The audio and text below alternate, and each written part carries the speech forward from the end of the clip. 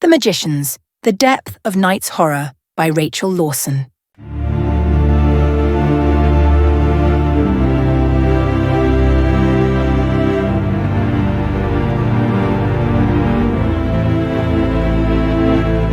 Beauty in darkness, lost in the realms of night. Darkness at the heart of the night has come. Gothic enchanted land of the nocturnal bower. Terror spreads its seeds with thy pitch blackness. From thee comes all the fears of thy exquisite beauty. Thou art the rest of the old days' worries. Black as ink, thy light of darkness. Jet is the dead heart of night's deepest aura. An empty, solitary silence is the heart of thy storm. Cool as death is thy breath, airs and graces, bringer of death's brother. Sleep for all but the unwary. Thy art home of the night's terror's realm. From thy embrace comes all evils, fears, and horrors of man. A darkly gothic realm of death and life comes with thy hours. Beauty in darkness, lost in the realms of night. Darkness at the heart of the night has come. Gothic enchanted land of the nocturnal bower. Terror spreads its seeds with thy pitch blackness. From thee comes all the fears of thy exquisite beauty. Thou art the rest of the old days' worries. Black as ink, thy light of darkness. Jet is the dead heart of night's deepest aura. An empty, solitary silence is the heart of thy storm. Cool as death is thy breath, airs and graces, bringer of death's brother. Sleep for all but the unwary. Thy art home of the night's terror's realm. From thy embrace all evils, fears, and horrors of men. A darkly gothic realm of death and life comes with thy hours.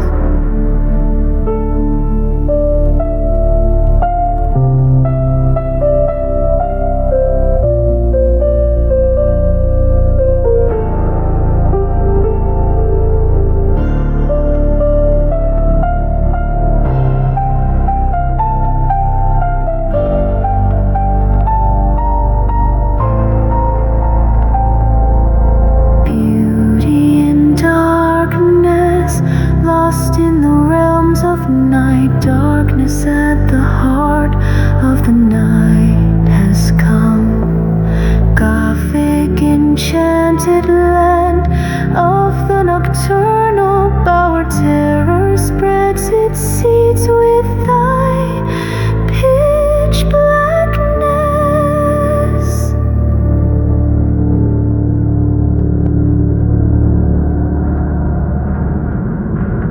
Sang a magician lady on a stage of a theatre on an alien planet, somewhere in the Alpha Centauri star system, while off in the wings, the Emperor of the Universe watched her proudly. She was his secret wife, Anatasi. She was entertaining at an intergalactic forum, and her ethereal voice enchanted him, and the song to say he was distracted would be an understatement. "Gramps, it's time for you to go on stage," said Blake, his younger self noticing he was lost in thought and the music. The Emperor and Blake were time travelers, actually the same person at different times in his life. Few knew it. To the universe, the Emperor was the grandfather of Blake, and Blake was Anna's husband. "Oh, thanks, Blake," said the Emperor, waking up. The Emperor walked on stage, bowed to Anna, who smiled and walked off stage. He was in a tux and a top hat. He made a white dove appear. He was a stage magician. He wanted to make an impression. The audience applauded. He smiled and bowed. "That was my grandson's wife, Anatasi. She was really good, wasn't she?" said the Emperor. "Welcome to this forum. I am Sapphirus Argent, your celestial emperor." On stage walked two aliens from each side of the wings, a blue alien from Alpha Centauri and a short grey Roswell alien from X-Zeracia B. "And this is Dalmentine Rutile, the local emperor, and this is our guest Pyrite Obsidian, the X-Zeracian High Leader. Please welcome them here," said the celestial emperor. The audience did. Later at the ball after the forum, Anna danced with Sapphirus, who was her best friend. Dalmentine walked up to them, interrupting their dancing. "Is this the lady who sang before at the forum opening, Emperor Sapphirus?" asked Dalmentine. "Yes," said Sapphirus proudly. "She is truly a talented singer," said Dalmentine. She smiled and curtsied. "Thank you," she said. "Where is your husband?" asked Dalmentine. "I don't know why," said Anna. "I need to talk to the Emperor in private. Thought you'd be dancing with your husband," said Dalmentine. "We can talk in front of Anna," said Sapphirus. "I'll go find Blake," Anna said, realizing Dalmentine wanted to negotiate. "Okay, bye, Anna," said Sapphirus, bidding her goodbye sadly. The Emperors walked off to negotiate a peace treaty. Anna wandered off to find Blake, who was talking to her stepson, Lakelandite. "Hi, honey," Anna said to Blake. "Hello, my angel," said Blake, hugging her. He called her Angel as her human name was Angela. "Hi, Mum," said Lakelandite. "How are you going on this alien planet?" asked Anna curiously. They lived on the Earth with the humans usually. "Jasper is thrilled. He said he's not seen so many X-Zeracians," said Lakelandite, Jasper's father. Jasper's wife was an X-Zeracian woman. "Is he around?" asked Anna.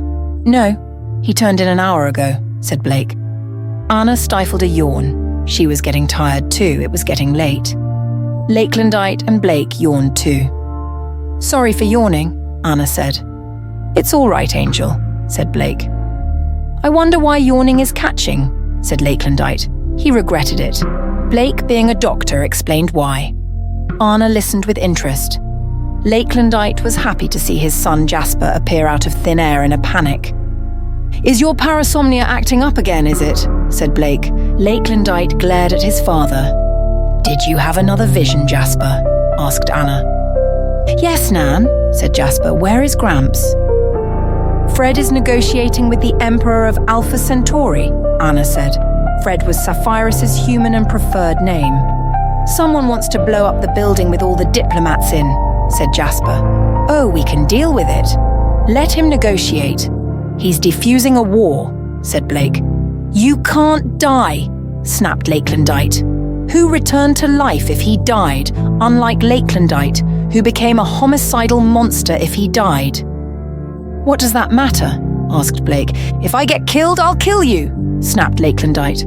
"Whatever, psychopath," Blake snapped back. "What are we looking for, Jasper?" Anna asked.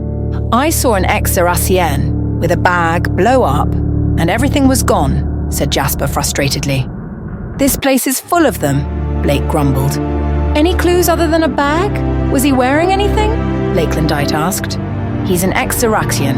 They don't wear clothes. We aren't on Earth," said Jasper. said Blake nervously. Was it a male or female? Knowing Jasper would know, as he was married to one. I think it was, sir. It's hard to tell, you won't know, said Jasper. How did you father a child with your wife? Snapped Blake. I'm not going there with you, Gramps, snapped the embarrassed Jasper. Blake huffed. Okay, we have to find an ex-Zeracian with a bag, said Lakelandite, trying to save his son. Yes, said Jasper sheepishly. We should work in teams, said Lakelandite. I'll go with Jasper, said Blake. No, said Lakelandite, knowing his father would not leave Jasper be. Anna then, said Blake. No, Mum goes with Jasper, said Lakelandite. She's my wife, Blake said. I know, said Lakelandite. We can't have you being distracted. Oh, whatever, said Blake. Blake grumpily went with Lakelandite. They looked at all the ex-Zeracians. He's right. I can't tell a male from a female, conceded Blake eventually. He thought Jasper and his ex-Zeracian wife were magicians having children. Are we there yet? Blake eventually moaned after half an hour of staring at ex-Zeracians. We have to keep looking, come have to keep going, Lakelandite said, annoyed with his dad's constant moaning. Yeah, sighed Blake, who enjoyed his son's company less than the thought of blowing up. He looked around the monstrous room and saw an ex-Zeracian with an odd thing, a plastic shopping bag from Earth. Lakelandite, said Blake in his son's head. What? Moaned back Lakelandite aloud. I think I found them, whispered Blake. Where? Lakelandite said, looking around. Over there, Blake thought. Turning to the alien, he caught its eye and he turned away too quickly. The alien walked away. Lakelandite grumbled and chased after it. The alien turned and looked at its arm, which Lakelandite held back. The alien glared at its captor, who looked back amused. Do you bleed grey? Asked Lakelandite. The alien's lip curled, disgusted. I have a bomb, said the alien. It was a woman. I know, my dear, said Lakelandite. The alien was scared. Give, said Lakelandite. Mukeite. You recognize me? Said the alien. I know my daughter-in-law when I see her, said Lakelandite. Mukeite handed over the bag. Lakelandite put his hand in the bag. She looked ashamed. He pulled out of the bag an apple. Mukeite looked puzzled. It wasn't an apple in there. It was a bomb. Lakelandite chuckled and took a bite out of it. We won't tell Jasper, said Lakelandite. We won't, said Blake. Why did you do it? They have my brother. They will kill him if I don't. I can't, said Mukeite. I'll save him. If he lives, you stay here with my dad, said Lakelandite. Elsewhere. If your sister doesn't behave, you won't live another day, Ambassador Gay, an alien from Betelgeuse said to an ex-Zeracien in a suit tied to a chair somewhere on Earth. The ambassador looked sad, knowing that for him to live, his friends and sister would have to die. She's late, said another alien, a minion, looking at a clock. She's got cold feet, said the leader. The ambassador smiled. Time to die, Gar, said the leader. The minion pulled out a knife and put it to Gar's neck. As long as they live, I am proud to die, Gar said. Kill him, the leader said coldly. Gar felt the icy sting of the blade on his neck and closed his eyes, ready to die. Then something strange happened. The blade melted away into nothing. There were groaning noises. You can open your eyes now, a voice he knew said. Gar opened his eyes and saw Lakelandite with a bloody sword, and his captors were dead. Necromancer, Gar chirped happily. Never heard my name said like that before, said Lakelandite, the necromancer, who was used to hearing his name in terror. She is all right. We stopped her, said Lakelandite. Will she be punished? Asked Gar. No one will know what she nearly did. She was being blackmailed, said Lakelandite. GR was returned to his sister, and she was not punished, but she didn't escape living in the doghouse with her husband for a while, who recognized her but had been in denial.